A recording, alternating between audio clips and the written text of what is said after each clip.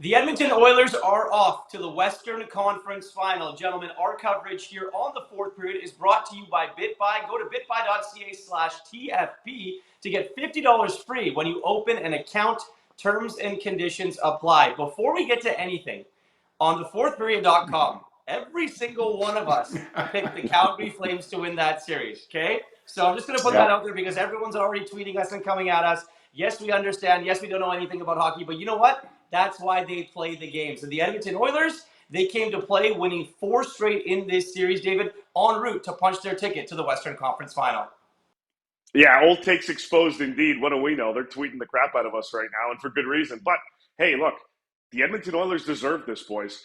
They absolutely did. From games 2, 3, 4, and 5, it was all Edmonton the rest of the way in this series. They won 4 games in a row for a reason over Calgary, who just could not adjust. They used up all their goals in the first game, and that was it. They had no answer for this Edmonton Oilers club. And you could talk about the superstars, you could talk about Leon and Connor all you want, and they did a tremendous job throughout the course of this series. But really what helped put them over the edge was the secondary scoring, as we've talked about, for the Edmonton Oilers. Zach Hyman, Ryan Nugent-Hopkins, big contributors throughout the course of the series. Hyman, a goal in every game in this series. Darnell Nurse, Jesse Puyarvi, Evan Bouchard getting in on the action today that helped put the Edmonton Oilers on top. And you can talk about Calgary all you want and how great of a season they had. They just had no answer for this team. They couldn't adjust on the fly. And I still don't know where Matthew Tkachuk is. All right, DB, I really want to talk about the two backbones of the Edmonton Oilers, and that's Connor McDavid and Leon Draisaitl. 52 goals scored so far in these playoffs for the Edmonton Oilers, and Connor McDavid has been involved in 26 of them, and obviously Leon Draisaitl doing what he's doing, picking up assists absolutely everywhere. No breaking news. And Connor even admitted post-game that he didn't play well tonight.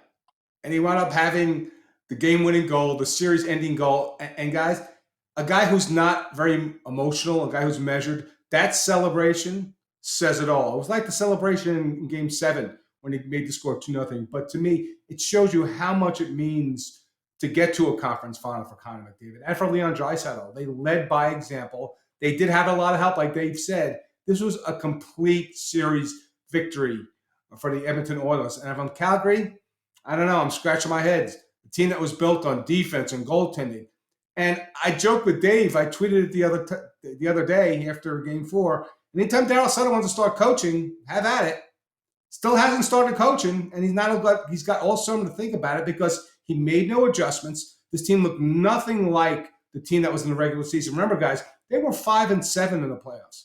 They were life and death against Dallas that had a -8 goal differential, and they really didn't respond when tested. So to me, there's a lot of question marks going into the offseason with the most important guy pending unrestricted free agent.